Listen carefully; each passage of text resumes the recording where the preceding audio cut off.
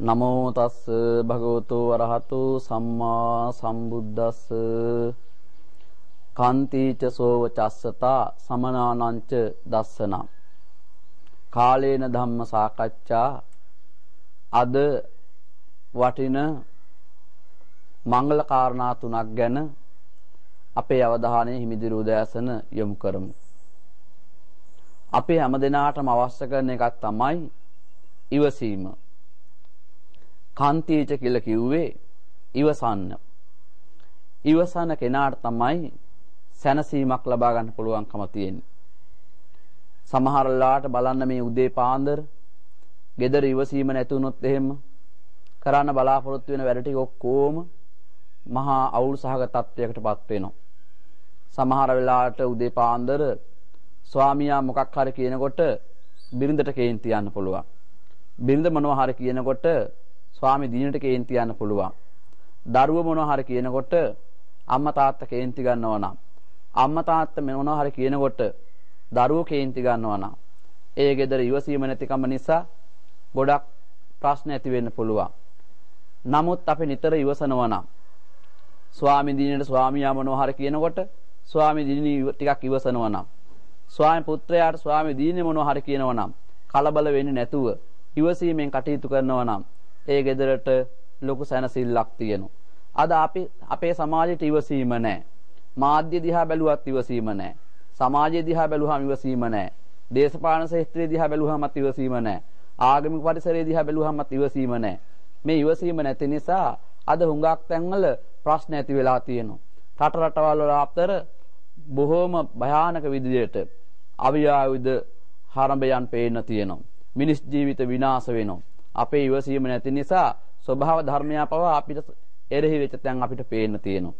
ඒ නිසා පින්නතුනි හිමිදිරි උදෑසන අපි ඉවසීමෙන් කටයුතු කරන්න අදිෂ්ඨාන කරගන්නට ඕන. ඊළඟ කාරණාව තමයි හුඟක් දෙනකොට හොඳට අහන්න යමක් පුරුදු වෙන්නේ නැහැ. බාගෙට යමක් අහලා හරි කියලා තමන් හිතනවා, තීන්දුව ගන්නවා, තීරණ ගන්නවා, ක්‍රියා කරනවා. ඒවෙන් පාඩු වෙනවා. ඒ නිසා බුදුරජාණන් වහන්සේ දේශනා කළ කොයි දේ වුණත් කමන්නේ ඉවසීමෙන් යුක්තව අහන්න පුරුදු වෙන්නට ඕන. ඉවසීමෙන් යුක්තව අහන කෙනාට යමක් හොඳින් අහන කෙනාට තමයි සාර්ථක පිළිතුරක් ගොනු කරගන්න පුළුවන්කම තියෙන්නේ. හොඳට යමක් අහන්නේ නැත්නම් තමන්ගේ පිළිතුර අසාර්ථකයි. ඒ නිසා අපි ඉවසන්නට පුරුදු වෙන්නට ඕන. ඒ වාගේම යමක් හොඳින් අහන්නට අපි පුරුදු වෙන්න ඕන.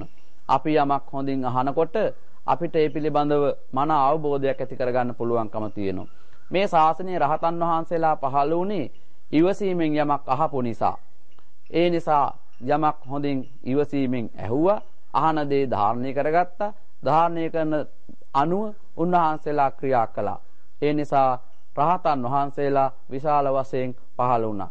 දැන් බලන්න ඔය පුතාලා පාසල් යන්න සූදානම් වන්නේ. පාසල් ගිහිල්ලා හොඳට අධ්‍යාපනය ලබද්දී කියන දේ ඇහුවේ නැතොත් එහෙම, කියන දේ හොඳට අහගෙන ඉගෙන ගත්තේ නැතොත් එහෙම, ඔබට පාඩම කියා දීලා ඉවර වෙලා ඔබට යම් ප්‍රශ්නයක් දුන්නාම පිළිතුරක් ලියන්න ඔබට ඒක කරගන්න පුළුවන් කමක් නැහැ. ඇයි හේතුව? ඔබ හොඳින් ඒක අහගෙන හිටියේ නැහැ. ඒ නිසා අපි කවුරු පුරුදු වෙන්න ඕන හොඳින් යමක් අහන්න. අද හුඟක් අපි ධර්ම දේශනා පවත්වනවා. නමුත් ධර්ම දේශනා අහගෙන හිටියට ධර්ම දේශනා අවසානයේ ප්‍රශ්නයක් එහෙම ඇහුවොත් ඔක්කොම බිම් බලා ගන්නවා. ඔක්කොම ලැජ්ජාවටපත් වෙනවා. ඇයි? ඇහුවට කිසි දෙයක් මතක නැහැ. ඇයි? ඒ හොඳට අහපු නැති නිසා. අහන දේ හොඳට ඇහුවොත් තමයි ඒක ධාරණය වෙන්නේ. ඒක නිසා අපි මේ හිමිදිරි උදෑසන හොඳට අහන්න අදිෂ්ඨාන කරගන්න ඕන. අනිත් කාරණාව අපි ළඟ තියෙන්නට ඕන නිකන් අනුන්ගේ ඕපදූප වල්පල් කතා කර ඉන්නේ නැතුව නිකන් ඉන්න වෙලාවට යහපත් වූ ධර්ම කාරණාවක් ගැන කල්පනා කරන්න, කතා කරන්න. අපි එහෙම පුරුදු වෙලා නැහැ අපේ සමාජයේ.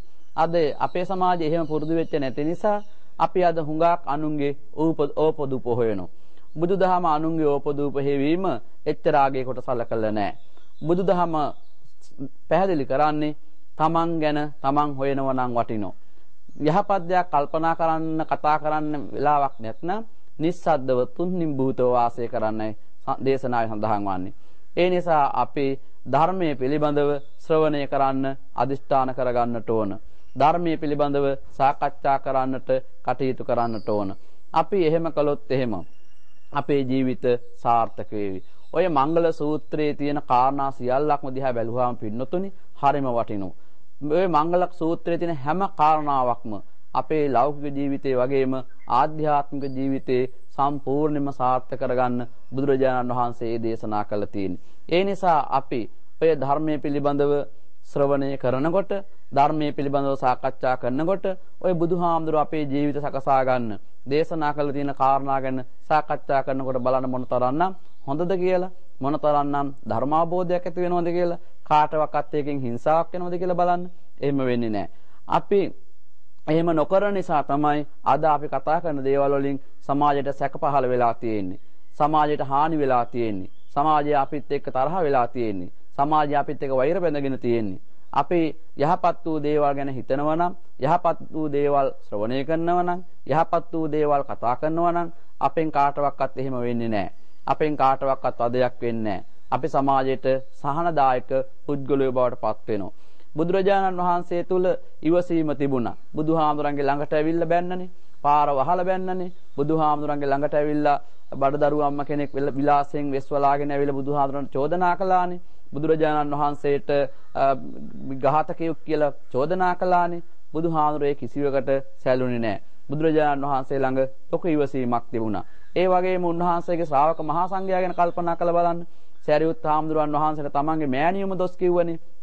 නමුත් උන්වහන්සේලා සැලුන්නේ නැහැ. උන්වහන්සේලා ළඟ ඉවසීම තිබුණා. ඉවසීම තිබුච්ච උත්තම භික්ෂුන් වහන්සේලා තමයි මේ ශාසනයේ රහතන් වහන්සේලා බවට පත් උනේ. මේ මහානකමත් ඉවසීම නැත්නම් කරන්න පුළුවන් කමක් නැහැ. ඒකටත් හොඳට ඉවසීම තියෙන්න ඕන.